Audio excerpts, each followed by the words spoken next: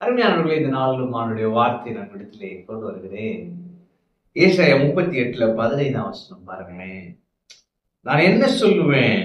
அவர் எனக்கு வாக்கு அருளினார். அந்த பிரகாரமாகவே எனக்கு செய்தார். அந்த பிரகாரமாகவே செய்தார். 20 வசனம் போட்டிருக்கு. கர்த்தர் என்னை ரட்சிக்க வந்தார். ஆமென். அப்ப இதை யார் சொல்றான்னா, எசேக்கியா ராஜா சொல்றார். எசேக்கியா ராஜாக்கு ஒரு செய்தி வருகிறது, ஒரு துக்க செய்தி, நீ மரித்து போவாய் என்று. அப்பொழுது எசேக்கியா சுவர்புறமாய் திரும்பி அழுகிறான். அப்ப கர்த்தரிடத்திலிருந்து ஒரு உத்தரவு வருகிறது. அப்ப கர்த்தர் சொல்றாரு, உன் விண்ணப்பத்தை கேட்டேன், உன் கண்ணீரை கண்டேன், இதோ நாட்களோடு 15 வருஷம் கூட்டுவேன். அப்ப அவன் அழுகிறான். உடனே ஆண்டவர் பதில் தருகிறார், உன் விண்ணப்பத்தை கேட்டேன், உன் கண்ணீரை கண்டேன். ஒருவேளை நீங்க அழுதுட்டு இருக்கீங்களா?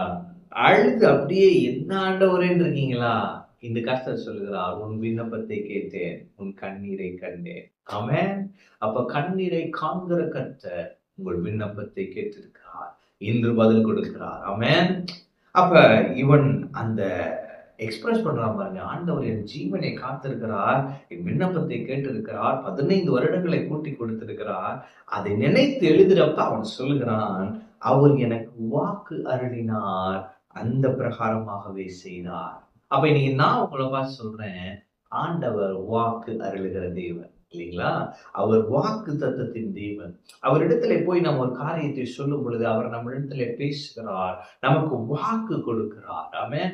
அப்ப ஆபிரகாமுக்கு வாக்கு கொடுத்தார், உன்னை பெரிய ஜாதியாக்குவேன் என்று சொல்லி அந்த பிரகாரமாகவே ஆபிரகாமுக்கு செய்தார். இன்னைக்கு பாருங்க, உண்மையான ஆவிக்குரிய இஸ்ரவேலர்கள் எவ்வளவு பேர் ஆபிரகாமுக்கு இருக்கிறாங்க, ஆபிரகாமின் பிள்ளைகளாய். அதே நேரத்துல இஸ்ரவேல் தேசம் இன்னும் இருக்கு பாருங்க. அப்ப கர்த்தர் வாக்கு அருளிவிட்டார், அந்த வாக்கை நிறைவேற்ற போதுமானவராயிருக்கிறார், அவர் செய்வார். ஆமென். அப்ப தாவீதுக்கு சொன்னாரு, நான் உன்னுடைய சந்ததியில குமாரன் இல்லாமல் போவதில்லைன்னு. அதன்படியே செய்தார். அப்ப எசேக்கியாக்கு இது நடக்கிறப்ப குமாரன் இல்லை, அவன் கேட்டது. அதனாலதான் ஆண்டவர் சொன்னார், 15 வருடங்களை கூட்டுவேன், இந்த 15 வருடத்துல அவனுக்கு ஒரு குமாரனை கொடுத்தார். ஆமென். அப்ப ஆண்டவர் என்ன வாக்கு அருளினாரோ அந்த பிரகாரமாகவே செய்வார். நீங்க நான் சொல்லுகிறேன், உங்களுக்கு அவர் என்ன வாக்கு கொடுத்திருக்கிறார், அப்படியே அவர் செய்வார். அவர் அப்படியே செய்வதற்கு உண்மையுள்ளவர், போதுமானவர், சர்வ வல்லவர். ஆமென். அப்ப கர்த்தர் என்ன வாக்கு கொடுத்திருக்கிறாரோ அதை அப்படியே நீங்க எழுதி அதையே பார்த்துட்டே இருங்க. நம்ம என்ன பிரச்சனைனா, நம்ம ஆண்டவர் சொல்றது புறம் மறந்துட்டு சூழ்நிலையை பார்த்துட்டு நம்ம ஒரு வாழ்க்கை வாழ்ந்துட்டு இருப்போம். ஆண்டவர் சின்னதெல்லாம் மூட்டை கட்டி வச்சிருப்போம். நீங்க நான் சொல்றேன், அதெல்லாம் எழுதி வைங்க. உங்க கண்கள் பார்க்கும்படியா அதை எங்கேயாவது ஒட்டி வைங்க. அதையே பார்த்துட்டு இருக்கீங்க, இதுதான் ஆண்டவர் எனக்கு சொல்லியிருக்கிறாரு, அதுதான் என் வாழ்க்கை. சூழ்நிலை இப்படி இருக்கு, அது என் வாழ்க்கை இல்லை, என் பிரச்சனை என் வாழ்க்கை இல்லை, ஆண்டவர் சொன்னதான் என் வாழ்க்கை. அதை அப்படியே உங்க முன்னாடி படமாக்கிட்டே இருங்க. ஆண்டவர் என்ன வாக்களினாரோ அந்த பிரகாரமாகவே உங்களுக்கு செய்வார். உங்களை மேன்மைப்படுத்துவேன் சொல்லி இருக்கிறாரா? அந்த பிரகாரமாகவே மேன்மைப்படுத்துவார். உங்கள் தலையை உயர்த்துவேன்னு சொல்லி இருக்கிறாரா? சொன்னபடியே தலையை உயர்த்துவார். அவன் கடன் அடைப்பீங்கன்னு சொன்னாரா? சொன்னபடியே உயர்த்துவார்.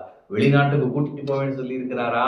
அப்படியே கூட்டிட்டு போவார். அவன் ஒரு செலவு இல்லாம உங்களை கூட்டிட்டு போவார். அவரே உங்களை ஃபண்ட் பண்ணுவார். அவன் அவர் உங்களுக்கு தேவையான பணம் எல்லாத்தையும் அவரே உங்களுக்கு ஃபண்ட் பண்ணி உங்களை கூட்டிக் கொண்டு போவார். அவர் உண்மையுள்ளவர்.